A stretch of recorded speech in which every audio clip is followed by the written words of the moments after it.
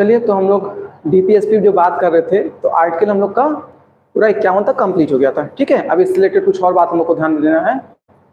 तो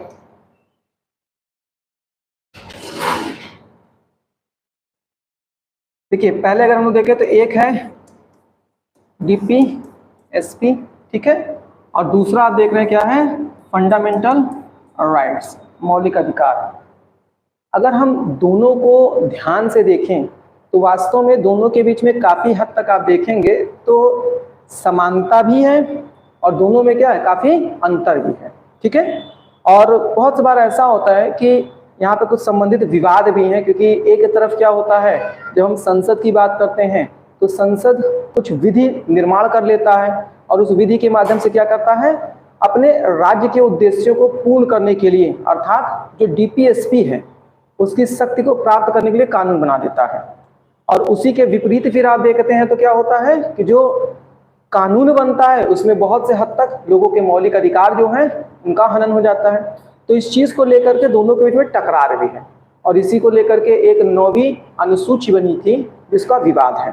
तो आज मुख्य रूप से हम लोग को यहाँ पे 2-3 टॉपिक बचा है, इसको देखना है। इसमें हम लोग देखेंगे कि जो डीपीएसपी है और प्लस जो फंडामेंटल राइट है, दोनों में क्या अंतर है, कुछ हद तक दोनों के क्या उद्देश्य हैं, और फिर देखेंगे इससे संबंधित कुछ केसेस, और प्लस अंतिम स्तर पे दोनों में किसकी वरीयता है, इसको कहां तक स्वीकारा गया है। ठीक है, तो सबसे पहले हम देखते हैं कि डीपीएसपी और फंडामेंटल राइट को लेकर के, देखिए तो आप पीछे से बात करें तो एक थे BN राव, और ये BN राव जो थे ये क्या थे, जब संविधान का निर्माण हो रहा था तो ये संविधान सभा के सलाहकार थे।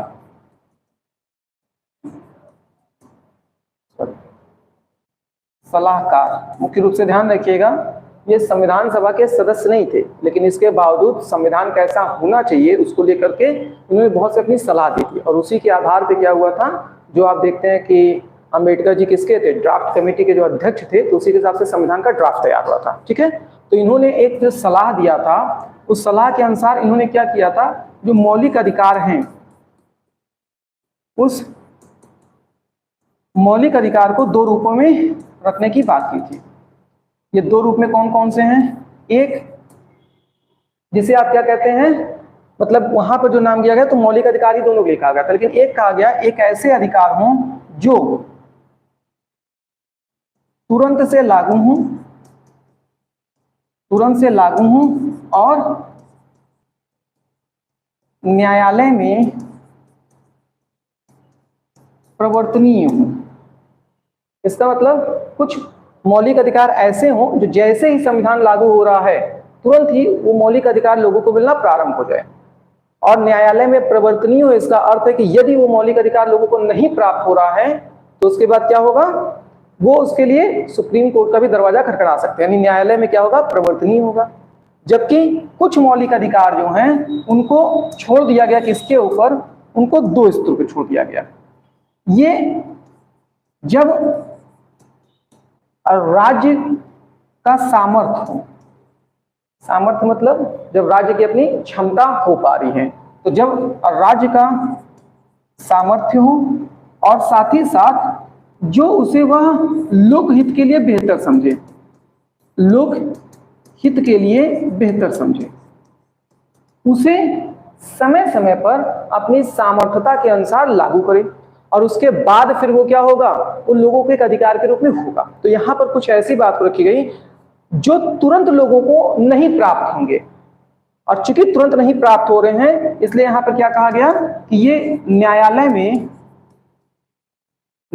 में प्रवर्तनीय नहीं होगा, प्रवर्तनीय नहीं होगा। जब संविधान बनकर तैयार हुआ तो उसमें क्या हुआ, दोनों चीजों को संविधान में जगह मिली, लेकिन जो पहला था उसे भाग 3 के तहत मौलिक अधिकार का दर्जा मिला, जबकि जो दूसरा था उसे क्या हुआ, भाग 4 के तहत क्या कहा गया, नीति निर्देशक तत्व कहा गया। ठीक है, तो फिर से समझिए, लोगों को 2 प्रकार के अधिकार प्राप्त होने चाहिए। एक अधिकार तुरंत से लागू हो जाए और वह न्यायालय में प्रवर्तनीय हो, जबकि कुछ अधिकार राज्य अर्थात सरकार अपनी सामर्थ्य और लोकहित को ध्यान में रखते हुए समय समय पर लोगों को वो अधिकार मुहैया कराए, अधिकार प्राप्त कराए, उपलब्ध कराए। ठीक है, और वो जो अधिकार होंगे वो न्यायालय में प्रवर्तनीय नहीं होंगे। ठीक है, अब यहाँ पर ये तो आप देख लें कि किस तरह से इसकी भूमिका बनी। आगे जो हम लोग को देखना था, तो हम लोग को देखना था कि जो डीपीएसपी है और फंडामेंटल राइट है, इन दोनों में अंतर क्या है। तो सबसे पहले अगर हम लोग बात करें तो देखिए, जब हम लोग डीपीएसपी की बात करते हैं तो डीपीएसपी का जो स्वरूप है वो क्या है, वो सकारात्मक है। अब ये बातें पीछे भी हम लोगों ने चर्चा किया था, सकारात्मक की बात करते थे, इसका मतलब क्या, डीपीएसपी में देखिए जो निर्देश दिया गया है ना, वो सीधे ऐसा करने को कहा गया है। इसका मतलब जो वाक्य बन रहे हैं वो कैसे बन रहे हैं, पॉजिटिव बन रहे हैं। ठीक है, जबकि जब हम लोग फंडामेंटल राइट्स की बात करते हैं तो इसके आप देखेंगे ज्यादातर जो स्वरूप है वो क्या है, नकारात्मक है। नकारात्मक, इसका मतलब बहुत से ऐसे सेंटेंस देखने को मिलेंगे जहां पर आप देखेंगे कि क्या किया गया है, वो मौलिक अधिकार के तहत ना करने की बात की जा रही है, जैसे विभेद नहीं कर सकते हैं। ठीक है, तो राज्य को निर्देश वहां पर नकारात्मक स्वरूप में दिया गया है। अगर हम लोग डीपीएसपी की बात करें तो डीपीएसपी वास्तव में क्या, इसकी कोई सीमाएं नहीं है, कोई सीमाएं नहीं है। जबकि आपने देखा था जब मौलिक अधिकार है, लगभग सभी मौलिक अधिकार की अपनी कुछ सीमाएं हैं। मतलब ऐसा नहीं कि आपको विचार एवं अभिव्यक्ति की स्वतंत्रता है तो आप कुछ भी बोलिए। ठीक है, तो यहाँ पर आपके साथ कुछ सीमाएं लगाई गई हैं, कई प्रकार की सीमाएं आपने देखा था। तो यहाँ पर जो मौलिक अधिकार है उसकी अपनी कुछ सीमाएं हैं। ठीक है, इसके अलावा अगर हम लोग बात करें तो वास्तव में जब हम लोग डीपीएसपी की बात करते हैं तो डीपीएसपी क्या करता है, ये राज्य की शक्ति को बढ़ाता है, क्योंकि राज्य को इन उद्देश्यों की प्राप्ति के लिए वो अलग अलग तरह के कार्य करने का अधिकार देता है। ठीक है, वहीं मौलिक अधिकार क्या करता है, ये राज्य की शक्ति को क्या करता है, सीमित करता है। क्योंकि कहीं भी राज्य अगर किसी भी उद्देश्य के तहत कार्य कर रहा है और किसी के मौलिक अधिकार का हनन होता है तो राज्य उस कार्य को नहीं कर सकता है, ना तो विधि के निर्माण में और ना ही अन्य किसी प्रकार की योजना या किसी मतलब कल्याणकारी या कह सकते हैं किसी प्रकार के जो विकास के कार्य होते हैं उसके संदर्भ में। कुल मिलाकर के क्या है, ये राज्य को सीमित कर रहा है, जबकि ये क्या कर रहा है, राज्य को शक्ति प्रदान कर रहा है। ठीक है, इसके अलावा अगर हम लोग बात करें तो देखिए जो डीपीएसपी है, ये डीपीएसपी वास्तव में क्या है, ये जैसे पहले यहां से देखें तो इसका उल्टा ये समझ में आ जाएगा। अगर हम कहें तो जो फंडामेंटल राइट्स है उसको समय समय पर क्या है, वो निलंबित किया जा सकता है, निलंबित किया जा सकता है। कई प्रावधानों में आपने देखा है कि वहां पर क्या होता है, जो मौलिक अधिकार होते हैं उसका निलंबन हो जाता है। जैसे आपने देखा कहीं पर सैन्य कानून लगने की स्थिति में, राष्ट्रीय आपात की स्थिति में, ठीक है, राष्ट्रपति शासन में भी लग जाते हैं। ठीक है, और अन्य प्रावधानों के तहत भी आर्टिकल 35 में क्या है, संसद को अधिकार है कि वो क्या कर सकता है, लोगों के मौलिक अधिकारों को सीमित कर सकता है। तो इसका मतलब निलंबन हो जाएगा। जबकि अगर हम लोग डीपीएसपी की बात करें तो डीपीएसपी एक्चुअल में ये निलंबित ही है, जब तक ये लागू नहीं हो रहा है तब तक ये क्या है, तब तक ये निलंबित ही है। तो आप कह सकते हैं कि मतलब ये जब तक लागू नहीं हो रहा है ये स्वतः निलंबित है।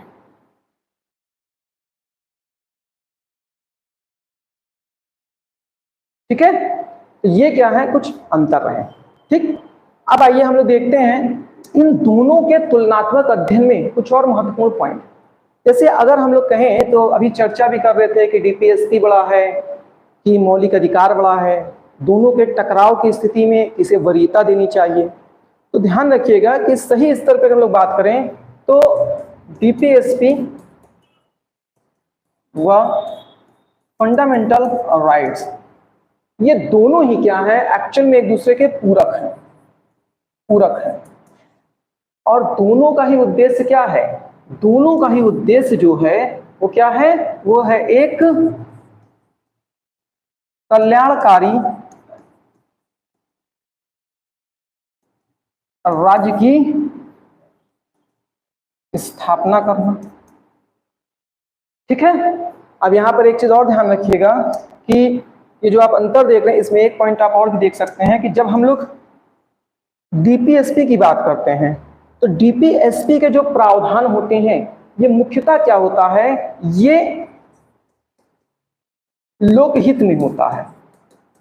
इसका मतलब इसके तहत क्या होता है, जब भी कोई डीपीएसपी से संबंधित कार्य होता है तो आप देखते हैं कि इससे जो मतलब लाभ प्राप्त होता है वो कईयों को प्राप्त होता है। ठीक है, इसका मतलब सभी के कल्याण के लिए। जैसे मान लेते हैं कि कहीं पर सड़क बन रही है तो सड़क बनने में कुछ लोगों की जमीन जरूर जा रही है, लेकिन सड़क से क्या है, कुछ लोग सीमित संख्या में हैं, जबकि जिस सड़क का लाभ लेने वाले उनकी संख्या क्या है, असीमित है। तो जब किसी व्यक्तिगत हित पर लोकहित की वरीयता होती है तो वहां पर डीपीएसपी होता है, लेकिन जब लोकहित पर किसी की व्यक्तिगत वरीयता होती है तो वहां पे क्या हो जाता है, फंडामेंटल राइट्स हो जाता है। ठीक है, तो जहां ये लोकहित पर फोकस करता है या ध्यान केंद्रित करता है, वहीं अगर इसको देखेंगे तो ये क्या होता है, ये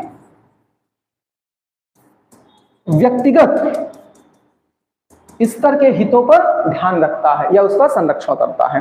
ठीक है, अब यहाँ पे देखिए जो हम लोग बात कर रहे थे, तो जब हम कल्याणकारी राज्य की स्थापना करना चाहते हैं तो कल्याणकारी राज्य में क्या होता है, हमको दोनों चीजों पर ध्यान रखना होता है। हमको लोकहित का भी ध्यान रखना है और व्यक्तिगत स्तर पर भी हितों का संरक्षण करना है। कोई भी ऐसा राज्य जहां पर केवल और केवल लोकहित में कार्य हो तो कहीं ना कहीं व्यक्तिगत हित जो होगा वो क्या होगा, उपेक्षित हो जाएगा। ये भी एक आदर्श स्थिति नहीं बनती है। और कहीं पर भी अगर हम केवल लोकहित पर व्यक्तिगत स्तर पर लाभ केंद्रित करेंगे तो फिर लोकहित के लिए कार्य नहीं हो पाएगा, तो ये भी एक आदर्श स्थिति नहीं बनेगी। तो हम आगे पढ़ेंगे कि किस तरह से बाद में जो है मतलब केसेस में ये बताया गया कि मतलब जो डीपीएसपी है और जो आपका मौलिक अधिकार है उसके बीच में क्या होना चाहिए, संतुलन होना चाहिए। और ये संतुलन की प्रक्रिया ही क्या है, संविधान का मूल ढांचा है। ठीक है, तो उसको हम लोग आगे चर्चा करेंगे। अभी फिलहाल अब देखिए, अगर हम लोग यहाँ पर देखें तो एक बात ये समझ में आ रही है कि दोनों एक दूसरे के पूरक हैं। पूरक का तात्पर्य एक के बिना दूसरा और दूसरे के बिना तीसरा कभी भी नहीं कार्य कर सकता है। और ऐसे में मतलब एक के बिना दूसरा और दूसरे के बिना पहला, दोनों एक दूसरे पर निर्भर हो रहे हैं। ठीक है, और ऐसे में अब अगर हम लोग बात करें, देखिए जो फंडामेंटल राइट है, ये फंडामेंटल राइट क्या करता है, फंडामेंटल राइट जो है ये राजनीतिक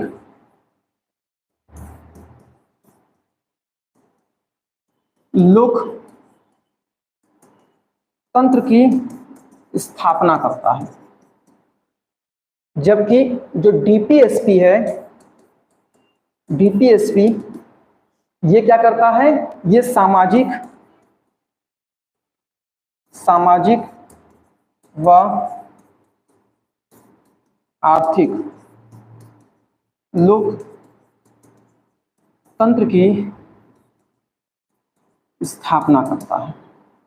देखिए कैसे, जब भी डीपीएसपी की हम लोग बात करेंगे तो डीपीएसपी क्या करता है, लोकहित में कार्य करता है, लोकहित में।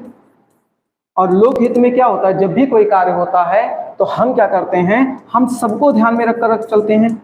और सबको ध्यान में रखकर चल रहे हैं तो हमको कहीं ना कहीं क्या है, समानता के सिद्धांत या समानता का न्याय जो है उसको लेकर के आना पड़ता है। जब आप न्याय की बात करते हैं तो हम लोग किसकी बात करते हैं, तीन आधार पे करते हैं ना, एक राजनीतिक होता है, दूसरा सामाजिक होता है और तीसरा आर्थिक होता है। ठीक है, तो यहां से जो कार्य होता है लोकहित में, ये क्या करता है, ये सामाजिक और आर्थिक न्याय करता है, सामाजिक व आर्थिक न्याय करता है।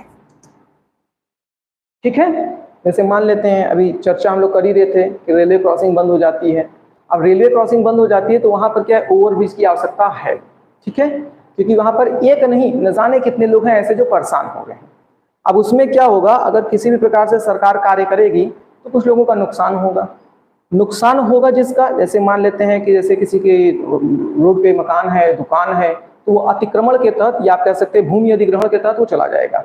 ठीक है, तो जब हम सभी को ध्यान में रखकर कोई काम कर रहे हैं तभी तो सामाजिक और आर्थिक न्याय स्थापित होगा। लेकिन जब हम किसी व्यक्ति को, क्योंकि लोकतंत्र में क्या होता है, एक व्यक्ति का भी महत्व होता है, और व्यक्ति का जब अधिकार होता है तो किसके तहत होता है, फंडामेंटल राइट के तहत होता है, तो उसे हम क्या बोलते हैं, उसे हम राजनीतिक लोकतंत्र बोलते हैं। ठीक है, जैसे कि आप जानते हैं लोकतंत्र में क्या होता है, कहते हैं ना, प्रत्यक्ष या प्रत्यक्ष रूप से प्रत्येक व्यक्ति का अपना एक अधिकार होता है, तो वो राजनीतिक लोकतंत्र में जाता है। ठीक है, तो ये चीज ध्यान रखेंगे कि फंडामेंटल राइट क्या करता है, राजनीतिक लोकतंत्र की स्थापना करता है, जबकि नीति निषेध तत्व क्या करता है, ये सामाजिक व आर्थिक लोकतंत्र की स्थापना करता है। अब अगर दोनों में बेहतर तालमेल से कार्य होगा, सहयोग से कार्य होगा, तो क्या होगा, कहीं ना कहीं एक आदर्श लोकतंत्र की स्थापना होगी, और उसी को हम लोग क्या कर रहे हैं, उसी को हम लोग पीछे कह रहे हैं कि कल्याणकारी राज्य की स्थापना होगी। ठीक है,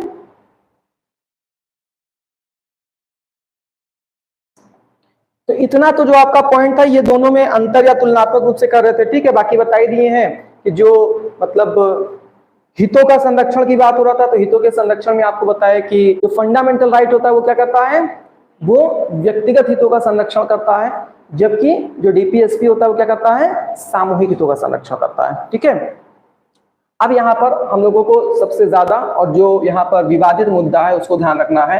तो ध्यान रखिएगा, जैसे मैंने बताया कि एक संसद है, ये संसद क्या करता है, तो आप जानते हैं संसद के द्वारा क्या होता है, अधिनियम बनता है, अधिनियम। और जब अधिनियम बनता है तो हमेशा इससे क्या होता है, सरकार या हम कहें राज्य को क्या होता है, शक्ति प्राप्त होती है। वहीं दूसरी तरफ क्या है, न्यायालय है। न्यायालय क्या करता है, ये राज्य की अर्थात सरकार की किसी भी प्रकार की शक्ति पर नियंत्रण लगाता है। लेकिन कैसी शक्ति, जो असंवैधानिक हो। ऐसा थोड़ी ना कि कोई भी कार्य हो रहा है तो उस पर लगा देगा, जो असंवैधानिक हो। ठीक है, तो जहां एक तरफ आप देखेंगे कि संसद जब अधिनियम बनाकर राज्य की शक्ति दे रहा है, तो ऐसी स्थिति में क्या है, कहीं ना कहीं यहां से क्या हो रहा है, ये डीपीएसपी के तहत जो उद्देश्य हैं, इससे क्या करते हैं, शक्ति प्राप्त करना चाहते हैं, शक्ति। वहीं दूसरी तरफ क्या होता है, जब न्यायालय अपने निर्णयों द्वारा सरकार की शक्ति पर अंकुश लगाता है, तो इससे क्या करता है, इससे व्यक्तिगत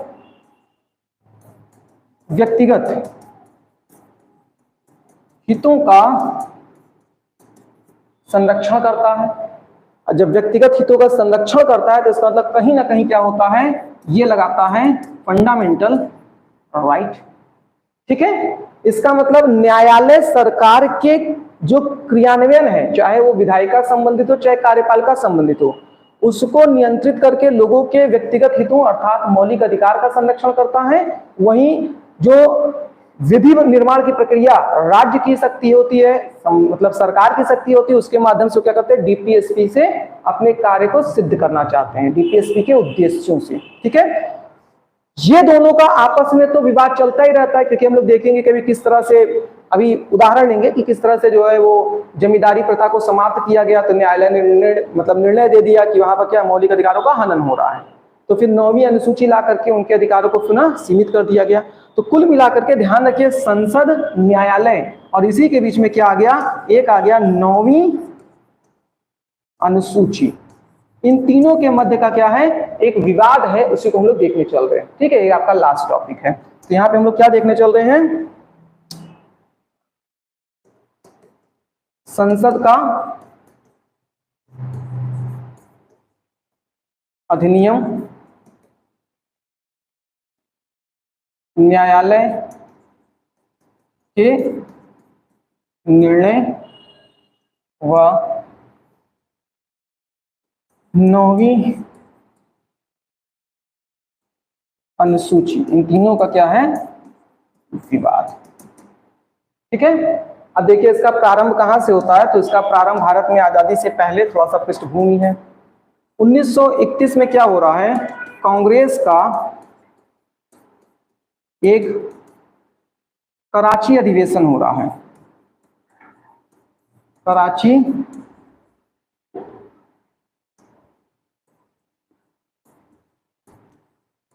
अधिवेशन। और इस कराची अधिवेशन में क्या कहा गया? कांग्रेस द्वारा लोगों को विश्वास दिलाया गया किसको लेकर के? जमींदारी प्रथा के उन्मूलन को लेकर के, जमींदारी प्रथा को समाप्त करना। ये आप पढ़ते भी चले आ रहे हैं, भू राजस्व की नीति और जमींदारी प्रथा क्या था? किसानों के शोषण का एक सबसे बड़ा कारण हुआ करता था। ठीक है, अब इसके आगे क्या हुआ? तो देश आजाद हो गया। जब देश आजाद हो रहा है तो 1950 संविधान लागू हो रहा है। ठीक है, और जब संविधान लागू हो रहा है तो इसके पश्चात फिर क्या हुआ? जमींदारी जो उन्मूलन का जो दबाव था वो क्या हो रहा है? वो कहीं ना कहीं मतलब सरकार के ऊपर पड़ रहा था, क्योंकि पहले से भी कमिटमेंट था। और ऐसे में क्या हो रहा था? फिर सरकार के द्वारा क्या किया गया? ये जो जमींदारी से संबंधित कानून था,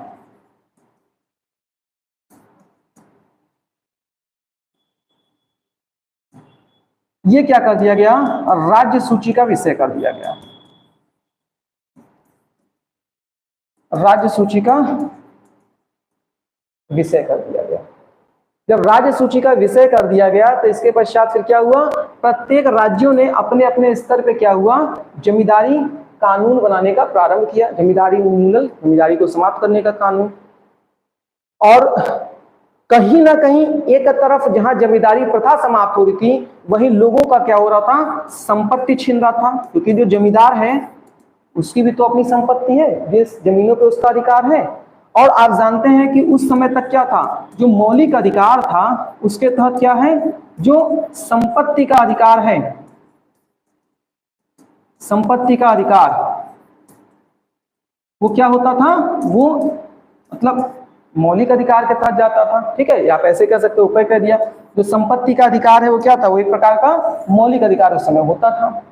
तो तमाम जगहों पर केसेस होने लगे, और केस में क्या हुआ? जो न्यायालय थे उनके निर्णय आना शुरू हुआ कि ये जो जमींदारी उन्मूलन संबंधित कानून है, ये क्या है? ये मौलिक अधिकारों का हनन करता है, इसलिए इस कानून को रद्द करना प्रारंभ कर दिया गया। ठीक है, अब सरकार ने क्या किया?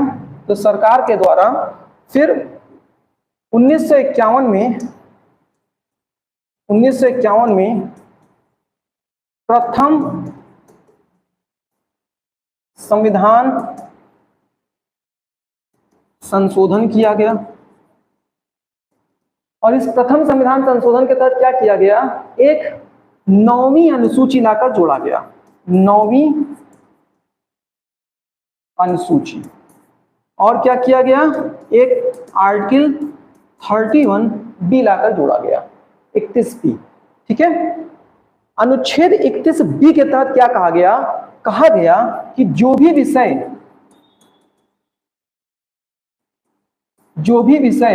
9वीं अनुसूची में लाकर रख दिया जाएगा, वो समस्त विषय क्या होंगे? अब न्यायालय से परे होंगे। इसका मतलब इस विषय को न्यायालय में चुनौती नहीं दी जा सकती है।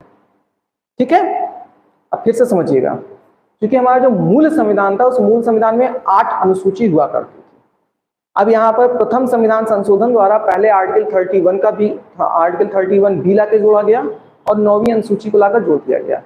और 31 बी में क्या कहा गया? कि जो भी विषय 9वीं अनुसूची में रख दिया जाएगा उसका न्यायिक पुनराविलोकन नहीं किया जा सकता है, अर्थात उसको न्यायालय में चुनौती नहीं दी जा सकती है। ठीक है, अब इसके बाद क्या हुआ? ये जो संपत्ति से संबंधित अभी आपने देखा जमींदारी कानून था, यानी जमींदारी उन्मूलन का जो प्रावधान था उसको क्या किया गया? उसको लाकर 9वीं अनुसूची में लाकर रख दिया गया। और जब 9वीं अनुसूची में लाकर रखा जा रहा है तो कहीं ना कहीं क्या होगा? अब क्या होगा? अब उसको न्यायालय में चुनौती दिया ही नहीं जा सकता है। ठीक है, इसका मतलब आपने देखा कि किस तरह से एक घटनाक्रम रहा जहां पर संसद द्वारा क्या किया जा रहा है? कानून बनाया गया और कानून बना करके कहीं ना कहीं अब ये जो जमींदारी उन्मूलन का प्रावधान किया गया, ये क्या किया गया, लोकहित में किया गया। इसका मतलब क्या है, यहां से जो डीपीएसपी है उसको वरीयता दे दी गई, क्योंकि मौलिक अधिकार के तहत लोगों की जमीनें जा रही हैं, लेकिन अब यहाँ पर क्या कर रहे हैं, जब लोकहित में कोई कार्य हो रहा है तो वहां पर उसकी उपेक्षा कर दी जा रही है। और सिर्फ इतना ही नहीं, एक और देखिए यहाँ पर एक तो प्रथम संविधान संशोधन, लिखते चलते हैं साथ में। एक प्रथम संविधान संशोधन हो गया, इसके तहत 31B और 9वीं अनुसूची है। वहीं उसके अलावा क्या हो रहा है, तो एक 25वां संविधान संशोधन हो रहा है। ये आपका था 1951 का, 25वां कब हो रहा है, 1971 का। इसके तहत क्या प्रावधान किया गया, हाँ, और प्रावधान क्या था इसमें,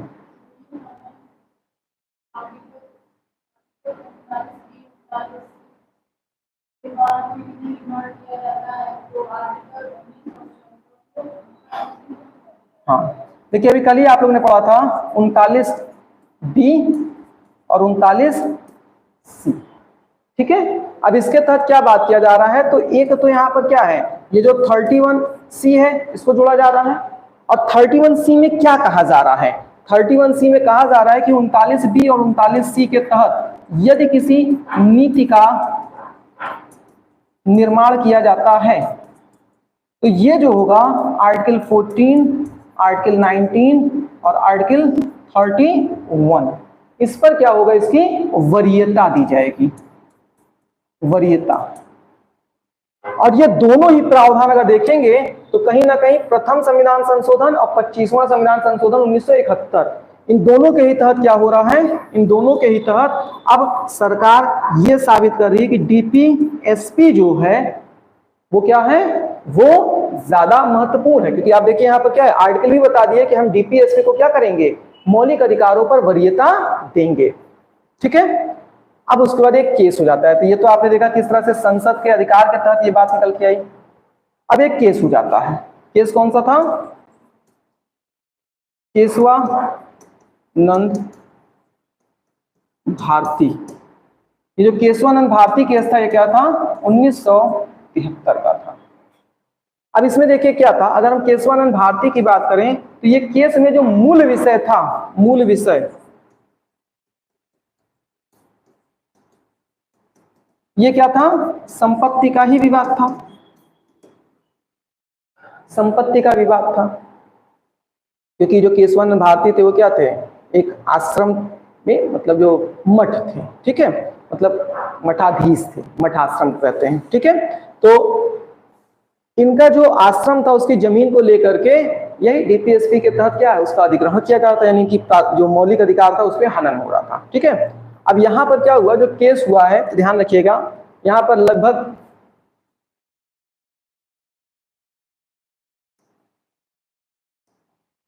68 दिन तक केस चला था। कितने जज थे, 13 जजों की बेंच थी, ठीक है। तो 13, और इसमें क्या निर्णय लिया गया, तो इसमें बहुत महत्वपूर्ण निर्णय हुए थे, ठीक है। तो ध्यान रखिएगा, अब ये जो निर्णय लिया जा रहा है उसमें सबसे पहली चीज तो ये है कि जो केशवानंद भारती थे, तो ये केशवानंद भारती तो केस हार गए, ये केस हार गए हैं।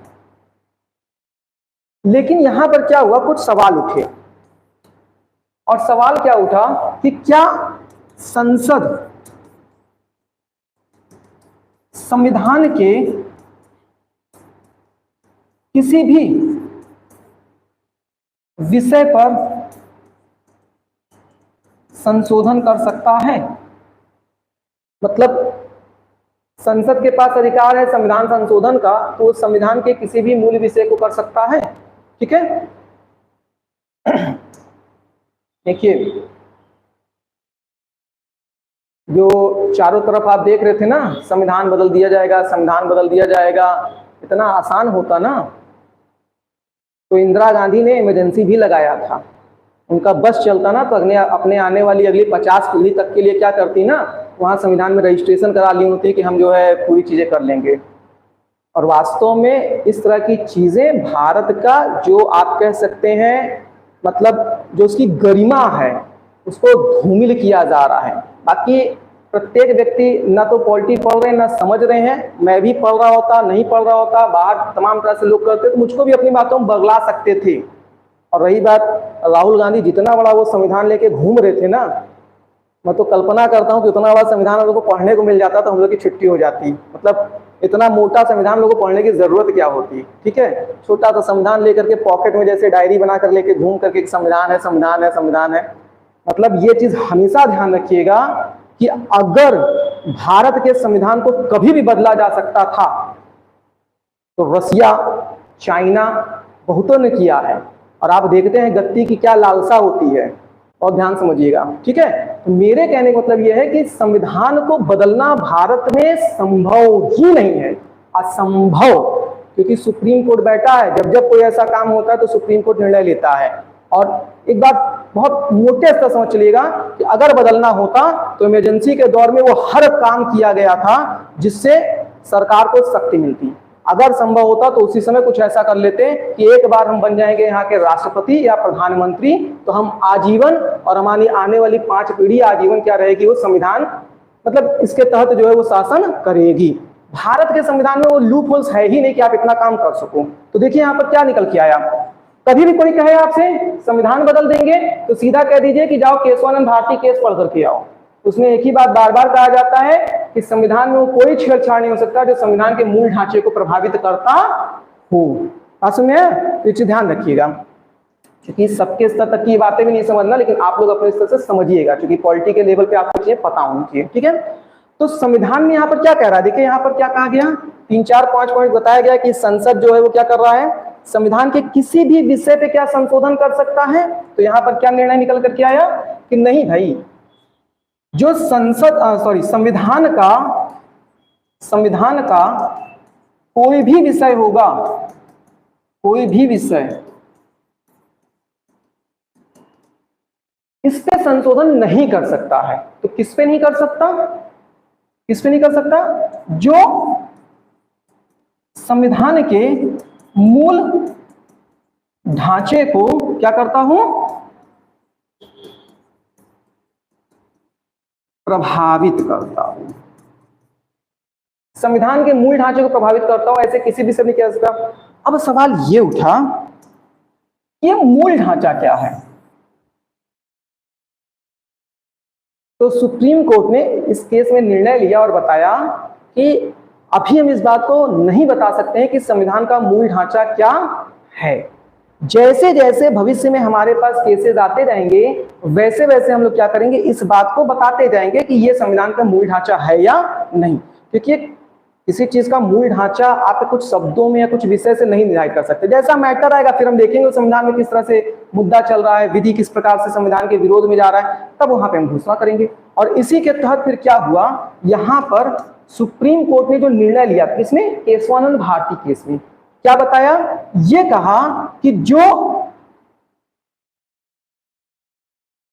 संपत्ति का अधिकार तो अभी चर्चा में नहीं था, यहां पे बताया कि जो मौलिक अधिकार है, मौलिक अधिकार, ये मौलिक अधिकार क्या है, ये डीपीएसपी से श्रेष्ठ है। इसका मतलब नीति निषेध तत्व के तहत किया गया कोई भी कार्य जो मौलिक अधिकारों के हनन करता है वो संविधान का मूल ढांचा माना जाएगा और ऐसा नहीं किया जा सकता। अब क्या आया निष्कर्ष के रूप में, एक तरफ आपने देखा कि प्रथम संविधान संशोधन और 25वें संविधान संशोधन के तहत सरकार द्वारा, राज्य द्वारा ये विधि बना दिया गया और बताया गया डीपीएसपी क्या है, वो मौलिक अधिकार से श्रेष्ठ है। केशवानंद भारती केस आ गया और इसने क्या बताया, आप देख रहे थे जमींदारी प्रथा को लेकर के भी चर्चा चली थी, ठीक है, संपत्ति का अधिकार उसको श्रेष्ठता दी गई। देखिए पीछे जो हो गया सो हो गया, मतलब अब ये 1973 का केस था, इससे पहले जो हो गया सो हो गया, लेकिन अब तो सुप्रीम कोर्ट का नया निर्णय आ गया है। तो इसके तहत क्या होगा, संपत्ति का अधिकार लोगों का मौलिक अधिकार है कि नहीं है, यानी अब किसी की भी संपत्ति का अधिग्रहण नहीं किया जा सकता। ठीक, अब क्या हुआ आगे? तो फिर आपने देखा 1978। अब ये 1978 क्या है? 44वां संविधान संशोधन हुआ। अब इस 44वें संविधान संशोधन के तहत फिर क्या हुआ? सरकार ने फिर अपनी दखलंदाजी दी और क्या किया था यहां पर? 44वां संविधान संशोधन 1978 संपत्ति के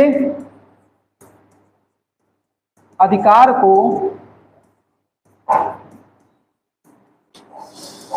मौलिक अधिकार से समाप्त कर दिया गया।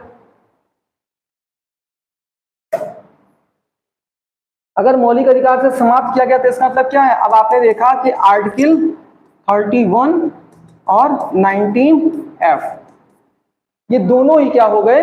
अब निरस्त हो गए, समाप्त हो गए। ठीक है, इसका मतलब अब जो संपत्ति का अधिकार था वो मौलिक अधिकार रह ही नहीं गया। तो जो मौलिक अधिकार श्रेष्ठ है तो ना संपत्ति का अधिकार मौलिक अधिकार रहेगा और ना मौलिक अधिकार और अब नीति से तत्व के बीच विवाद होगा। पुनः एक बार क्या हो रहा है? सरकार ने अपने शक्ति का प्रयोग किया और साबित कर दिया कि कहीं ना कहीं क्या है, डीपीएसपी को वो अधिक वरीयता देगा। ठीक है, अब आगे बात कर लेते हैं। अब विषय बढ़ने लगे क्योंकि अब यहां पर क्या है, वास्तव में मौलिक अधिकार और डीपीएसपी की श्रेष्ठता की लड़ाई में अब तनातनी होने लगा क्योंकि सरकार कुछ कर रही है, न्यायालय कुछ निर्णय दे रहा है और दोनों ही अपने अपने स्तर पे क्या है, अपनी अपनी शक्तियों का प्रयोग कर रहे हैं। ठीक है, तो अब इसको लेकर के कुछ केस हो गया। जैसे 1980 का पहले कौन सा केस था? जिसने दोनों में संतुलन बनाया, क्या था? मिनर्वा वाद ना है? हाँ, वाद का मतलब केस से होता है ना। मिनर्वा वाद चाहे कह लें या वही मिनर्वा मिल्स केस हो जाएगा। ठीक है, भारत संघ के साथ 1980। अब इसमें क्या हुआ? इसमें सुप्रीम कोर्ट ने निर्णय लिया। सुप्रीम कोर्ट ने क्या निर्णय लिया और बताया? वही बताया जो मैंने आपको पहले ही बता दिया, क्योंकि हम लोग तो सारे मूल्यांकन के बाद पढ़ रहे हैं ना। और मैंने आपको क्या पहले बताया?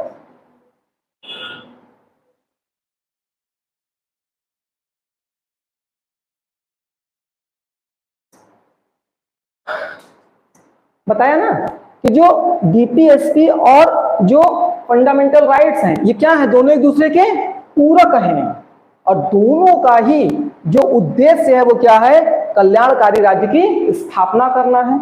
इसलिए यहां श्रेष्ठता की लड़ाई नहीं है, दोनों के बीच में क्या होना चाहिए? दोनों में संतुलन जैसे कार्य चलने चाहिए। ठीक है, तो अब देखिए यहां पर क्या था? कुल मिलाकर के इस केस में जो है सुप्रीम कोर्ट ने निर्णय लिया कि ना तो डीपीएसपी श्रेष्ठ है, मतलब वरीयता दिया जाएगा, और ना ही फंडामेंटल और राइट को वरीयता दिया जाएगा। तो डीपीएसपी और फंडामेंटल राइट में जब दोनों में वरीयता नहीं दिया जाएगा तो दोनों के मध्य किसकी जरूरत है? संतुलन की जरूरत है। और ये क्या है? दोनों एक दूसरे के पूरक हैं और इन दोनों का उद्देश्य क्या है? एक कल्याणकारी राज्य की स्थापना करना है। तो यहां से एक विवाद तो समाप्त हुआ। कौन सा विवाद? कि डीपीएसपी श्रेष्ठ है या मौलिक अधिकार श्रेष्ठ है। लेकिन अभी एक विवाद बचा हुआ है क्योंकि प्रथम संविधान संशोधन के तहत यह कर दिया गया कि 9वीं अनुसूची में जो भी जाकर के रखा जाएगा विषय, उसका न्यायालय में पुनरावलोकन नहीं किया जा सकता। अब आगे कुछ केस हुए और उसमें न्यायालय ने बताया कि न्यायालय का किसी भी विषय पर मुख्य रूप से जो संसद द्वारा कानून बना रहा है उस पर उसका समीक्षा करना, उसका पुनरावलोकन करना, यह संविधान का मूल ढांचा है। संविधान में मतलब संसद द्वारा आप कोई भी कानून क्यों ना बना लीजिए, लेकिन आप न्यायालय को उसकी समीक्षा करने से रोक नहीं सकते, क्योंकि यह क्या माना जाएगा? संविधान का मूल ढांचा। तो एक निष्कर्ष के रूप में समझिएगा, अगर संसद द्वारा कोई भी कानून बनता है और उसके विधि के तहत कुछ भी कह दिया जाए, लेकिन न्यायालय को उस पर अपना पुनरावलोकन करने से नहीं रोका जा सकता, क्योंकि इसे मान लिया गया मूल ढांचा। ठीक है, तो मूल ढांचा में संशोधन कर नहीं सकते हैं। तो आइए इसको लेकर के एक क्या हो गया था, एक केस हो गया 1981 का। 1981 वामन राव वर्सेस भारत संघ। मुख्य रूप से 9वीं अनुसूची संबंधित जैसे विषय है ना, तो यहां पे क्या कहा गया कि 9वीं अनुसूची में जो विषय है उसका न्यायिक पुनर्विलोकन किया जा सकता है। ठीक है, न्यायिक पुनरावलोकन किया जा सकता है। ठीक है, और यह भी बताया गया कि जो न्यायिक पुनरावलोकन है ये क्या है, ये संविधान का क्या है, मूल ढांचा है। ठीक है, अब इसके अलावा फिर क्या हुआ, एक और केस हो गया, वो था IR कोहली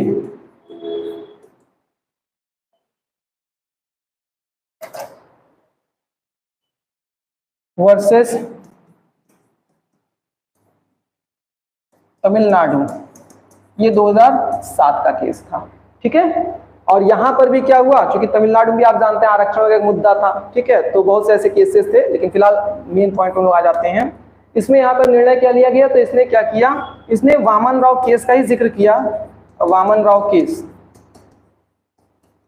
और इसी केस के तहत मतलब इसी केस को कोड करते हुए क्या बताया कि 9वीं अनुसूची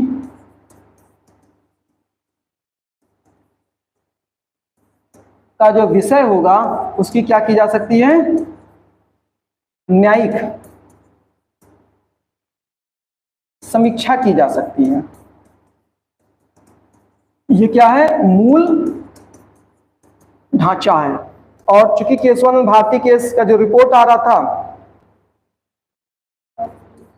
24/4/1973, बताइए इसके बाद से यदि कोई भी विषय, लेकिन 9वीं अनुसूची तो 1951 में लाकर जोड़ दिया गया था प्रथम संविधान संशोधन द्वारा, तो एक लंबा समय 20-22-25 साल हो गया, जहां पर आप देख लगभग 22 साल आप देख रहे हैं, जहां पर क्या 9वीं अनुसूची पे कुछ ना कुछ तो विषय लाके रखे ही गए होंगे, उन विषयों पर तो नहीं। लेकिन यहाँ पर चूंकि 1973 के केस में कहा गया कि कोई भी ऐसा संशोधन नहीं किया जा सकता जो क्या करेगा, जो संविधान के मूल ढांचे को प्रभावित करेगा। इस आधार पर क्या है, यहां पर कहा गया कि कोई भी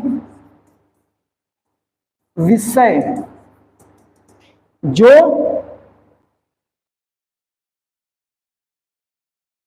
इस तिथि के बाद से, मतलब इसके बाद से 9वीं अनुसूची में लाकर जोड़ा जा रहा है, उसकी न्यायिक समीक्षा की जा सकेगी। ठीक है, तो डीपीएसपी, फंडामेंटल राइट और उसी से जुड़ा हुआ 9वीं अनुसूची का विवाद था ये। क्लियर है? ठीक है, अब ये जो आपका पूरा नीतिशक तत्व है यहां पर समाप्त होता है। ठीक, हाँ, अब जरा मुझे ये स्पष्ट कर दीजिए कि टेस्ट के लिए मैंने क्या बोला था, केवल आर्टिकल के लिए बोला था या केस के लिए भी बोला था? आर्टिकल और केस दोनों के लिए बोला था ना। ठीक है, तो कल आप लोग शुरू से जितना जो है आर्टिकल और केस, मतलब सुप्रीम कोर्ट का जो भी केस हुआ है, मतलब सुप्रीम कोर्ट का जितना भी पीछे से आप केस पढ़े, सुप्रीम कोर्ट, हाई कोर्ट, जैसे भी जुड़ा होगा उसको अपना तैयार करके आइएगा। ठीक है, उसी टेस्ट लेंगे। ठीक, किसी कोई दिक्कत?